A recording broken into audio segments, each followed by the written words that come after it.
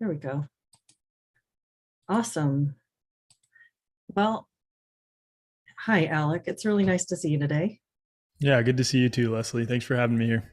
Yeah, thank you for having this conversation with me. So, you reached out to me a little while back, and we had a conversation for your channel, which is The Way Forward.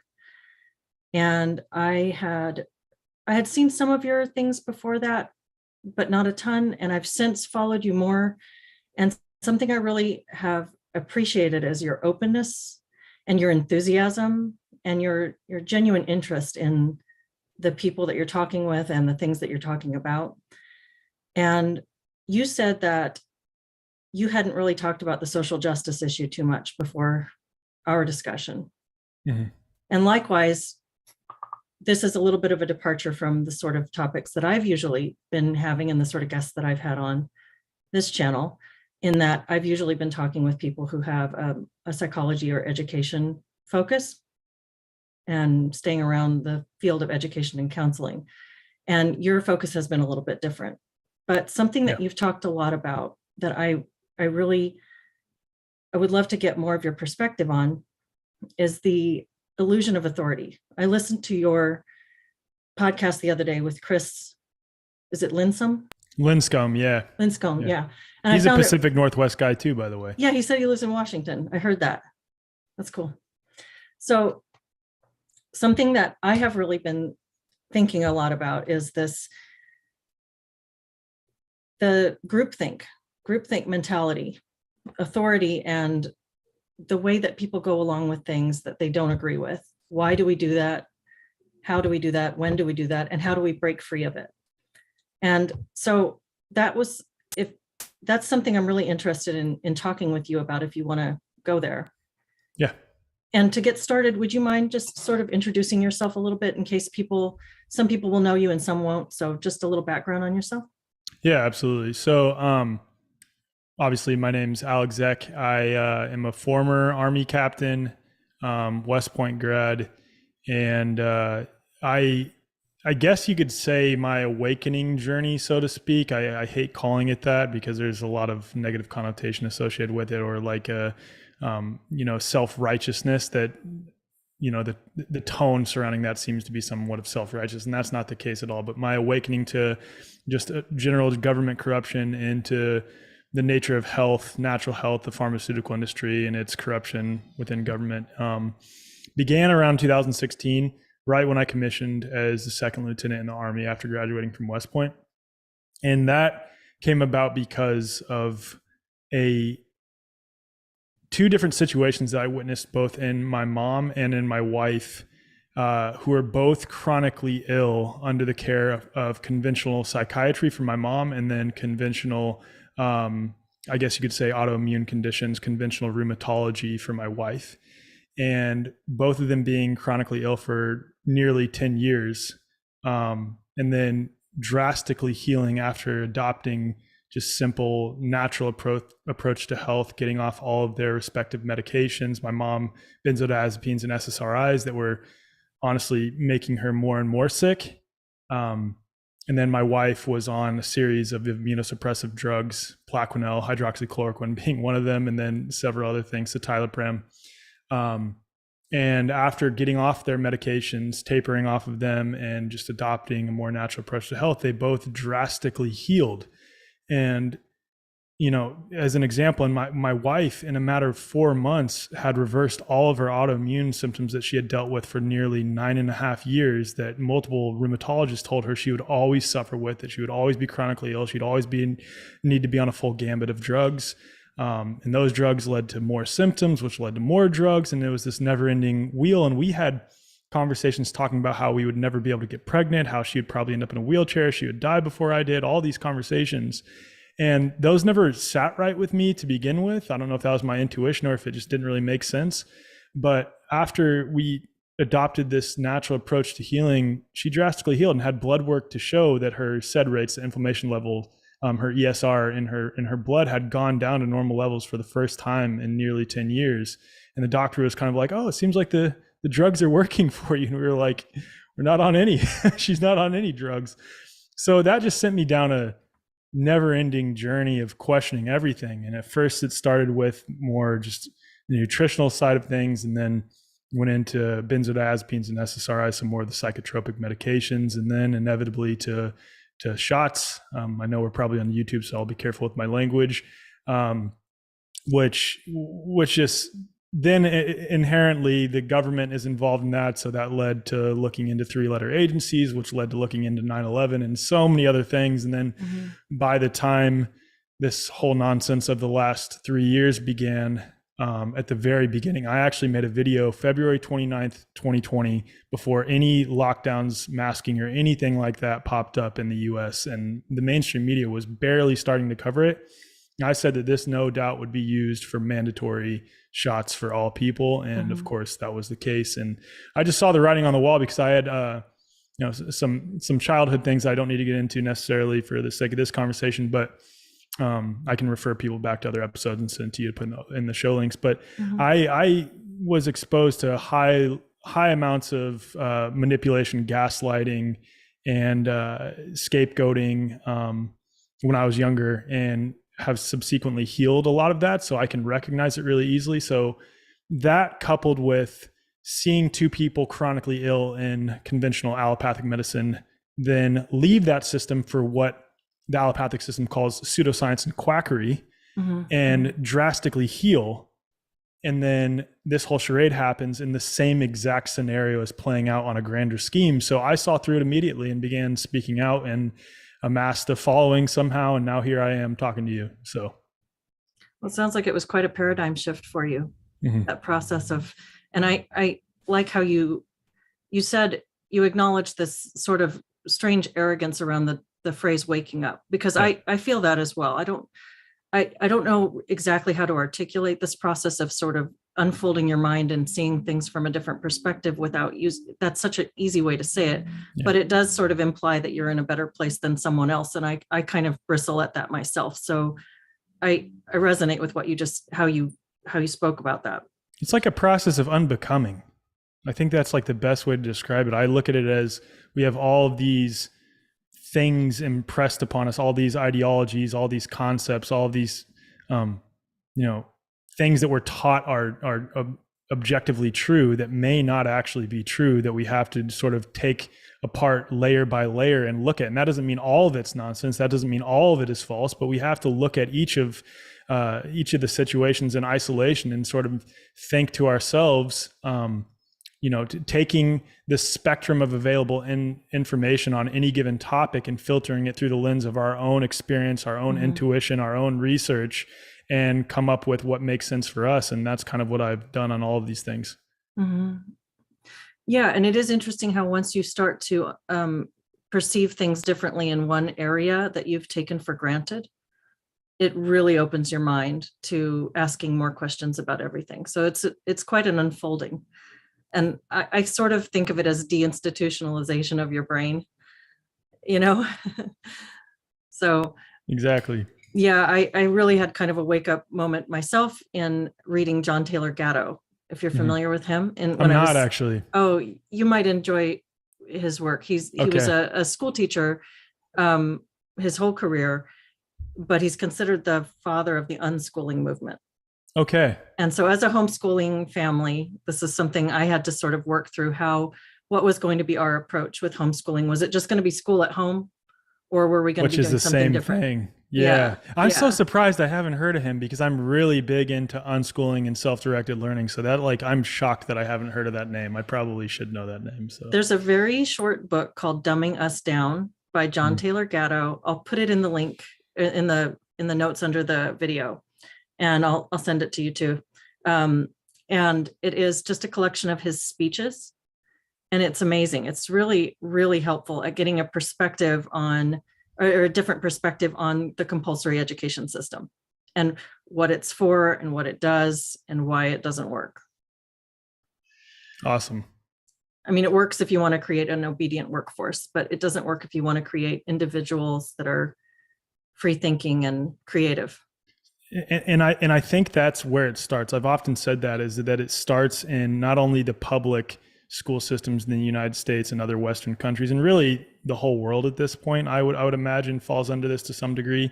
But also in private school systems, this conditioning into obedience to authority and regurgitating information that they are taught, that is impressed upon them, that is supposed to be, for lack of a better term, taken as fact without any critical thought and any offering of an alternative perspective on it. And what that leads to is an adult population of blindly obedient people who just look to authority figures on any respective issue and look to what they think, and then they adopt that position. And this sort of is getting into the topic of the illusion of authority as it pertains to government. And the second thing that's wrong there with respect to laws, codes, acts, and statutes within the context of democracy or a republic, because I know a lot of people say that we're supposed to be a constitutional republic, but in either case, what happens, whether we're a democracy or a constitutional republic, is that the opinions of the majority, if it is working properly, and let's assume for this case it is, the opinions of the majority on what is supposed to be essentially a moral position are then adopted and then imposed upon not only the minority, but also the rest of the majority, the whole entire population of people. And what happens when the majority is extremely misled on a topic? Then that misleading fundamental approach is then pushed on the rest of society. And what happens when we have these laws, codes, acts, and statutes, and from a young age, we're conditioned into obedience, and the laws, codes, acts, and statutes may not reflect what the moral position actually is on a topic. And of course, we could look at any given topic and sort of run it through this lens. But the point is, it may not actually reflect the true moral position on something. Take, for example, any marijuana laws, and a lot of those are falling down in the United States. There are several other examples, but the point is, what happens is these same people who were taught to be obedient to authority when they were younger in the school system then grow up and they look to these people that are telling them these laws, codes, acts, and statutes, and they conflate that with a moral position where they're not having to wrestle with their own moral position and figure out what makes sense for them morally. And they just look to what the prevailing experts and the authority figures are saying, and then they adopt that as the moral position. And that's how we end up, in my mind, in large part, with a very immoral, morally bankrupt society. It's akin to taking a child and saying, no, because I said so, versus, hey, we probably shouldn't take that from your sister because she was using it. How would you feel if you did that? Maybe you should think about it for a little bit and tell me how you feel, allowing them to cultivate that moral position rather than having someone dictatorially tell them, this is the way that it is because I said so. And then you just constantly look to authority on any given position. That's what we have right now in society. Yeah, like a reflexive obedience through training. Yeah, and it's clearly taken us to some strange places right now. I think a lot of us would agree that what we're seeing is a lot of mob rule and a lot of this groupthink. I've tended to think, we hear people call people sheep a lot. That's one of the derisive sort of terms for the blind followers of any kind of authoritarian policy, ideology, etc. And something that I've thought a lot about is that this whole idea of going with the herd, it's not just this sort of authoritarian programming, but it's also something that's a beautiful characteristic of people, is this desire to be one with others, to be communal, to be caring, and to be a part of something greater. I think it's not correct to just demonize that as if it's something that's all bad. What's bad is that it can be co-opted and exploited.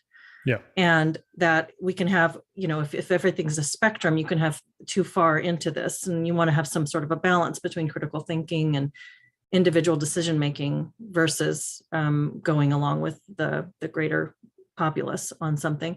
But that, again, I feel like we're in such a time of polarity when everybody wants to see things in black and white and in all good and all bad. And so, that's not really a question. It's just some thoughts that I've been kicking around and trying to figure out how to articulate. And what are your thoughts on that? Yeah. So I'll say this to just like get the cat out of the bag. I consider myself an anarchist, and a softer way to say that would be a voluntarist. And essentially what that means is that all interactions and agreements and contracts between any individual, organization, or entity requires the voluntary consent of all parties involved. That's simply what it says. So that as we relate to government right now, I didn't sign any contract with the government when I was younger, and I was never presented a way to opt out of that contract without being extorted or having something, come up where they put me in jail essentially for not abiding by that non-existent contract. And with a voluntarist lens, that would never be the case. And of course, people could look back at the birth certificate and say that was technically a contract signed by your parents. And there's a lot of stuff about the social security number, all those things. But for the sake of what I'm saying, I never personally signed that contract. And so that's the position that I take when it comes to like a political, philosophical, social framework for life. But within that, there is a mindset of some people that seems to be so individualistic, and it's individualistic absent of the cultivation of morality piece that I just discussed. And I think that is equally harmful, to be so unbelievably individualistic that it's like, I can do whatever the hell I want to as long as I'm just not infringing upon you. And that idea would then, again, in my mind, down the line, breed immorality again. And someone mentioned to me yesterday, I was on a call, and rather than calling it anarchy, and even a better term than voluntarism would be synarchy, because it's this idea that we should all have our individual rights to do whatever we want to do without as long as we're not imposing upon others or infringing upon others. But we still need to understand the fundamental operating principle that we are social creatures and we are interdependent, that we rely on each other. And that's what Charles Eisenstein, a good friend of mine, calls interbeing. And it's taking this voluntarist, anarchist approach and saying that we are more than just individuals, though. We should retain our individual rights, our uniqueness, and not have anyone infringe or impose upon us, not be coerced or manipulated or forced into any contracts or social agreements. But we still need to be cultivating and understanding that we are all interconnected and that we all rely on each other. And I think there's obviously a split between people sort of siding with individualism and then siding with collectivism. And I think the correct approach would be like collectivized individualism or something like that. It's like, yes, we are all interacting as individuals and everything that I just said, but we need to recognize that we are social creatures that rely on each other, that feed off of each other. So if we're not cultivating the necessary morality associated with that, then we're still setting ourselves up for failure societally. Hopefully that answered your question. I don't know if it did. No, I think it does. I think that's really fascinating. And I think when I hear the word anarchy, I think of chaos. That's the thing that comes to my mind. Yeah. I think of like just chaos and kind of selfish brutality. That's the connotation I think that comes to mind. But what you're describing, and as I've been listening to dialogues about this, I feel like I'm sort of in this like inchoate space politically where I'm back to unformed. I always considered myself to be on the left. I don't relate with what I'm seeing on the left. I'm resonating a little bit more with some of the stuff on the right, but not enough to say that I'm on the right. And so here I am in the radical center, and I'm still forming my own opinions and thoughts. And so I don't feel like I have. I'm hearing things that you're saying that make sense, but then it seems like it opens up more questions also. So for sure it does. I don't, but it's really, when you say, it's back to the polarities, the individualistic versus the collectivistic. And I mean, I was having a conversation with somebody just the other day about when do you say speak out against the topic that I've been talking a lot about is the social justice ideology that's coming through people's workplaces and schools, et cetera. People are feeling really intimidated. If they disagree, they are terrified sometimes to speak up because they don't want to lose their job. They don't want to get kicked out of school. They don't want to be ridiculed in front of other people. They don't want to be called a racist, a homophobe, or a transphobe, or whatever it is. In the moment, all the reasons that people keep quiet when their conscience is telling them to speak up. If everybody were to stand up who feels like they want to, if everybody were to say, no, we're not gonna go there, we would solve this problem right now. But that would be but to insist that everybody do that is to insist on collective action. It's a paradox, right? Yes, it is. It's absolutely yeah. It's interesting. Similar to your example, you might have remembered this from the podcast, and I've used this example so many times, like the Canadian trucker convoy example, right? Like I recognize that for a brilliant display of unity and a brilliant display of how many people are on the side of true freedom when it comes to health freedom and being able to make one's own health decisions without coercion or force. And I think it raised a lot of awareness to this issue. However, and this is my big however, had that same number of people simply stayed home and chose and just made the decision to live a life as they see fit, which doesn't require or necessitate belligerence or hostility or any of those things towards any so-called authority figures, just simply say, no, thank you. That's not for me. I'm going to not wear this. I'm not going to take this thing, and I'm going to choose to be free. I would guarantee that they would have never had to have the convoy in the first place. And further, that convoy, what they were doing, they were signaling, you have legitimate authority over me, and we don't like its form and the way that it is, delivered to us. We want it to be a little bit different. But they were still, in doing that, recognizing that this government had any authority to tell them what to do. And that's what I mean by the illusion of authority. Can you find me authority? In reality, can you actually find it? No, it's a mental construct. And what I mean by that is, if everyone who authentically did not want to comply with any of these things the last 3 years simply just said, no, thank you, it's not for me, then there's nothing that they could have done. And people will always bring up the example of Australia and say there was a lot of people in Australia that tried to do that and that were thrown in jail for extended periods of time, or Canada or some of these other places. And the reality is, from my perspective, and I'm saying this as someone who previously was very, very against gun ownership, so I want to be clear here where I'm coming from, is that in the United States, we have not succumbed to the level of tyranny down that line enough where Australia and Canada has, where they all collectively agreed that these men and women had the right to tell them that they weren't able to own something for the sake of self-defense, probably under the guise of, and probably people did die and make mistakes, and there's bad human beings out there, but the point is they'll then use those situations to infringe upon our rights. And that's what makes it harder for places like Australia and Canada and some of these other countries to say no and not allow these people to step in and encroach upon them. And I think that in the US, we still retain that, but we're sort of at a divergence amongst society where people are going along with that, and then other people are going the opposite way.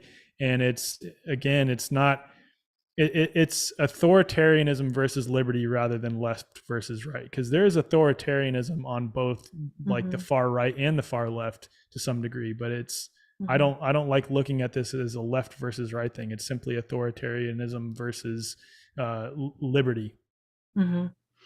Yeah, and there's a lot that you said there that I feel like I want to ask you like 6 different questions and take this 6 different directions, because it's so great. With that. No, it's awesome. But one thing I really want to come back to is the thing about the truckers.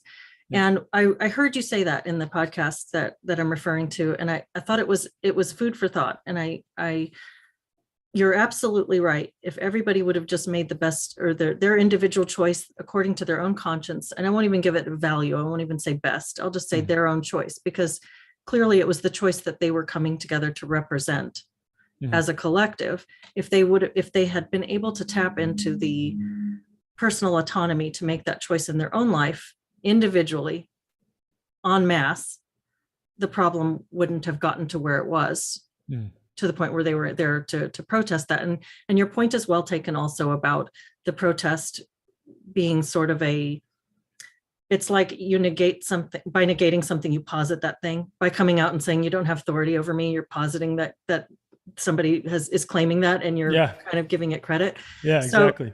So that's a good point as well. And then, but what I thought about was all of the false authority signals. So I think that there's this, again, we go back to, and I've used this example before, but the Latin root for gregarious is the same Latin root as the word egregious, to be part of the herd, gregare, and you want to be a part of the herd. You don't want to be out from the herd. We have that human impulse to want to be a part of something bigger and connect to other people. And so when you have these organizations trying to force people and coerce people into certain behavior, social conditioning, as we've seen, that going back to the trucker convoy, they were receiving lots of false social signals as well as real social signals to tell them that this is how the herd is behaving and you need to act this way. And so that pressure is very hard to resist, and coming together gave people the morale and gave them some other social signals to refer to look around them and say, no, I am really part of a herd. I really am part of a bigger group. And it's like a reality check in a way. And I don't know, I'm not really arguing for that. It's just interesting. No, you're absolutely spot on though, because like it allows people to know that they're not alone. I'll use the example of when I was in the US Army, and I was in the Army until April of 2021. So well over a year into this whole nonsense of the last 3 years. And for that whole year, I felt so freaking alone. And it was kind of a thing where I was speaking up on social media, but on social media, really obfuscating that I was still in the Army because I didn't want to get in trouble by the military. And that ended up happening anyway when the Guardian wrote a hit piece on me. But the point is, I felt very alone because I was too scared to speak up at work, at least loud enough to where other people would find and agree with me. Like, people knew that I was into holistic health. People knew that my kids had never received any shots and that my wife healed herself and all these things, but not loud enough to where I was really, truly being authentic. And I recognize that. And that's like, it's such a catch-22, because like you're pointing to here is that herd mentality, is not necessarily a bad thing, because again, that's our nature, is to be social creatures and be in a pack of sorts. But just like you said, it can be manipulated and used against us, and we can be given false social signals. We can be given false signals and false information all across the board that then causes us to behave in a certain way. But I think it's like, I recognize it's much easier for me to have recognized that from the very beginning because of these experiences that I had, which sort of makes me go back to anytime I used to get really frustrated with how people could not see through what's going on. And I would get really frustrated. I would always fall back on the reminder that had I not had the experience that I had, I don't know that I would be able to see either. Ultimately, the reason I was able to see was because I had that experience. The overwhelming majority of my friends that went to West Point with me did not see through any of this nonsense. Some of them are starting to now because it's becoming so unbelievably nonsensically ridiculous at this point. But the point is, they didn't see it at the very beginning either. They didn't see it halfway through. And it's such a catch-22, because on the flip side of that, I think there was enough people that did see something wrong, that did feel intuitively that something was wrong, or did know definitively that there was something very clearly wrong with this, that were simply too afraid to speak up because of the negative side of that herd mentality, too afraid to act in accordance with their own moral position because of that herd mentality and because of fear, again, of authority and what authority would do. And that's where my message has really switched over the last 18 months. It's all of this in my mind comes back to that fear of authority, fear of what authority figures will do to us. And if we look at least in the United States, everything that's happened in the last 3 years, the overwhelming majority of things that happened did require our consent for it to happen. Whether that was express consent or implied consent, whether, I acknowledge we were coerced into giving our consent, we were manipulated, we were propagandized, indoctrinated into giving our consent, but no one forced us to do anything. You could say that a person who, was in a job setting and their employer was telling them they had to get this product in order to maintain their job, they were coerced heavily. But when you look at situations, again, where I can think of a situation of I think it was a law firm in, I forget where, but like all the members of that law firm sort of came together as individuals in a collective and said, no, we're not doing this. And then that law firm dropped the mandate. And that shows, again, that the power is in our hands, and it can't be an individual thing. It has to be individuals expressing themselves authentically and then coming together as a collective based on that individual position. Yeah, that is, and that, again, that's the paradox. Yeah. But it's, very well said. And when you're talking about the people that you were frustrated with, that you wanted them to see it the way that you saw it, and you were frustrated that they weren't able to, and then you refer back to these experiences in your own life that sort of primed you to be able to have a different perspective and a different level of awareness of what was going on.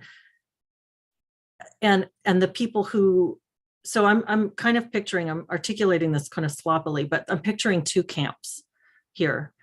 And the people who are still hostile to a different perspective, they are still very much in sway to this authoritarianism. We could talk about lockdowns, we could talk about social justice. I think a lot of it is coming from the same place, and it uses the same playbook. So it doesn't really matter which one we have in mind. But there's people who are true believers and haven't seen it differently yet. And then there's people who are seeing it, but are cowed into silence because they're afraid of consequences, they're afraid of authority, etc. I sort of think of myself as talking more to that second group, because the first group, I don't know what it is going to take, or if they will ever. And maybe we should, there's also the argument for just respecting that people have different opinions than you. And so do you really have the right to try to change somebody's mind? I don't know that I feel like I do. But that second group, a group of people who are also concerned about the sort of social movements that we were talking about, but don't know how to be a part of pushing back, and are sort of inadvertently or unwillingly aiding these movements with their silence or with their collective inaction. I get so many responses to my videos, especially the first ones when I was talking mostly about my experience with Antioch, just over and over. You're so brave. You're so brave. Thank you. You're so brave. You're so courageous. And I think I didn't really feel like I was that brave. But what I'm seeing is that people are looking for that. We have cultural values that go in that direction. People want that. People want to, they value bravery. They value, and it was something that you said, it was doing the hard right thing over the easier wrong. Over the easier wrong. Yeah. And I liked that, because and I think that what I'm seeing when I see those responses and those comments is that that's a value that many, many people share and want to embody and want to figure out how they can sort of take those kind of actions in their own lives. And, I wonder, what are your thoughts on that? What are your thoughts on breaking free of groupthink? I know it comes down to an individual decision for every single person, but again, it's fear of what others will think, It's fear of how an authority figure will respond, whether that's the government, your employer, your mom, your dad, your friends, your family. You could sort of label all of those as authorities to some degree. And I'll reverse this by asking you a question. Was it scary at first for you to speak out? Yeah, it was really scary, especially in the class. I mean, I was terrified. I would shake. And at the same time now, and I expected that answer, after having spoken out, do you feel more free now than you were before? Yeah, absolutely. Yeah. Do you feel that it was of benefit in hindsight for you to speak out? Absolutely.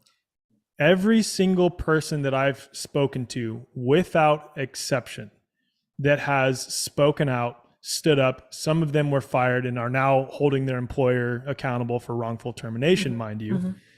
Every single person that I've spoken to, and some of them could have been lying to me, but every single person that I've spoken to that I know personally that has spoken out, whether it's a social justice thing, this whole pandemic thing, any of it, that has taken an authentic approach, simply chosen to be authentic, stand for what they believe in, which does not require belligerence, does not require hostility, does not require othering people. It requires that you just simply share your authentic perspective, stand for it, and live by it, and not allow others to impose or infringe upon it.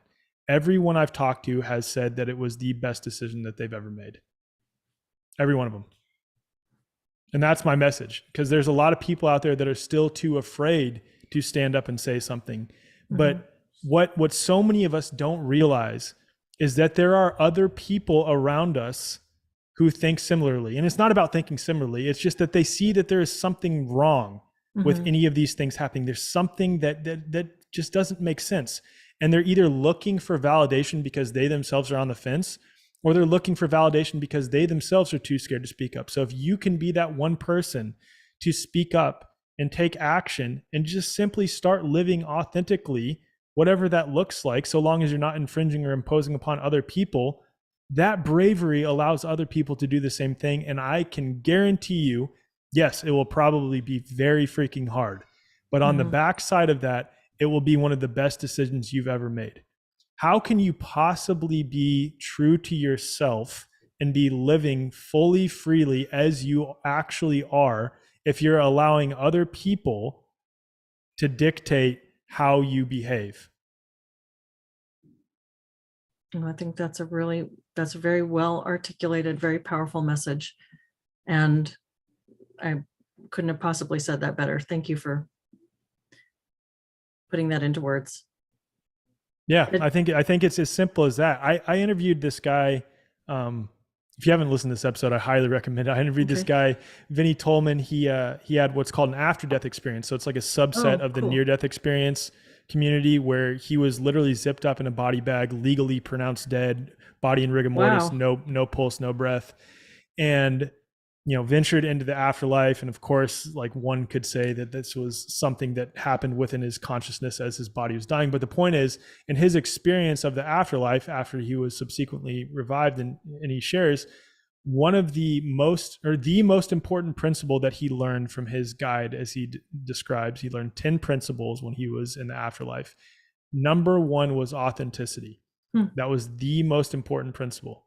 And it was a crazy interview. When you watch it and you look back at any of my other content, that was the most important thing for me to share over these last 3 years was authenticity, simply just being authentically you and not allowing others to infringe or impose upon that. And again, it's not being authentic and then taking a belligerent or hostile stance or infringing or imposing upon other people. It's just standing truly for what you believe in and living and expressing it, and not allowing others to tell you how to live. Well, I can't wait to watch that. That sounds absolutely fascinating. And I think it is true for me. I really it's really hard to live with any dishonesty. I prefer not to. I'm kind of an open book, and I like it that way. And yeah, that is a really good thing to highlight from that experience, because I think that when I talk to so many people who are struggling with feeling like they can't talk in their relationships or in their job or in school. And I think that it sort of eats you out. It eats you from the inside out when you are stifling important parts of yourself in order to get along. And I get that's a huge topic. I'm like wanting to get into it, but I also I know we have a limited amount of time. So. Yeah, I know. I know. Yeah. Well, so we'll just kind of keep this short and sweet. I would love to talk to you again at some point if you want to, and kind of go into some of these, all the different tangents. I feel like I would love to. Yeah, I really enjoy talking with you. So I would love to. Awesome. I really enjoy talking with you too. And I'm if you have some specific episodes that you want me to highlight in the notes and you want to send those links to me, or just send me the episode number, I can pull the links. Yep. And do you have any other recommendations for people, or want to give your own links and promote your stuff?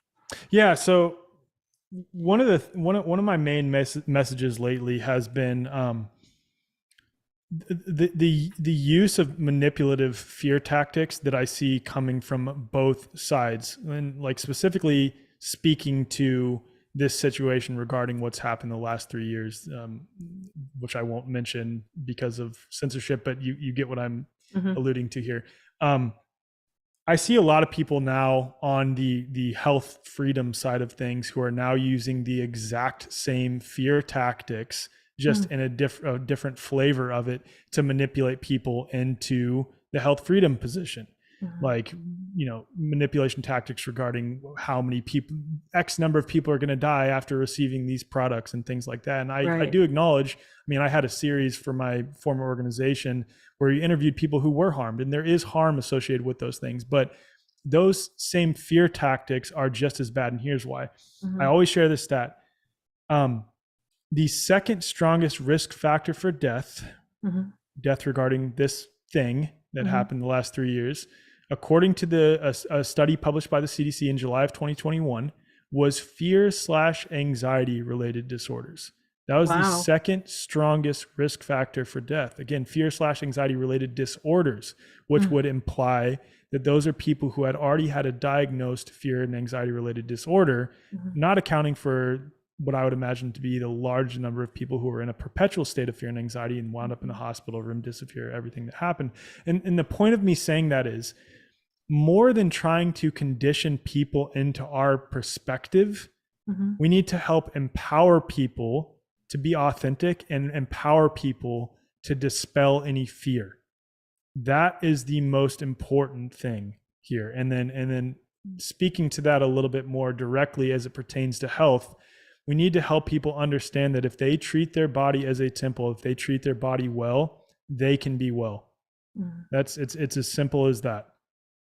So that's been one of my main messages lately, and that's what I'd like to leave people with. And I'll just send you my links to share in the show notes. Well, that's really interesting, and I love that. And I think that I didn't realize that statistic. I'll send you the study. I would love to. Yeah, crazy. And so when you, one of the thoughts I've had about the whole, last couple of years, the virus and whatnot, the pandemic, or whatever you want to call it, is that most people were either terrified of the illness or they were terrified of the government overreach. Yeah. So it was everybody in fear, and so that it's interesting what you're saying there. I'm my mind is working faster than my mouth, but I'd love to look at this. I know what you're getting at though. Yeah. And it's like it's not that the centrist approach on anything is the best position. It's that like whatever stance you take, it needs to be a stance.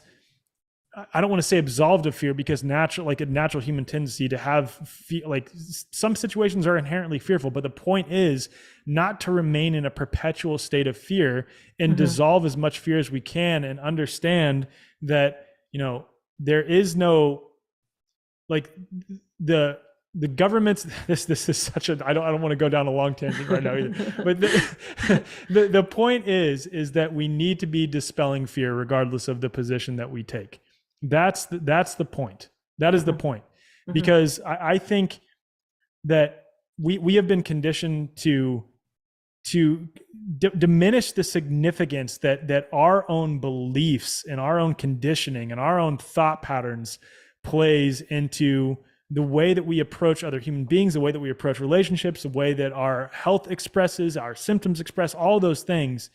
And I think that our mind and our connection to something higher than ourselves is the most important thing, the most important factor at play here, whatever that looks like for you. I'm not here to give like a religious soliloquy, but you get what I'm saying. I think that is severely downplayed, and that is the most important piece, regardless of which position you take on any given issue. Well, that's really inspirational, and I love that. I would love to hear what people think about that. If you guys want to comment under the video, and let's have a dialogue about it, because I really love the way you're framing it. And thank you, Alec, for this great conversation. And I will go ahead and stop the video now.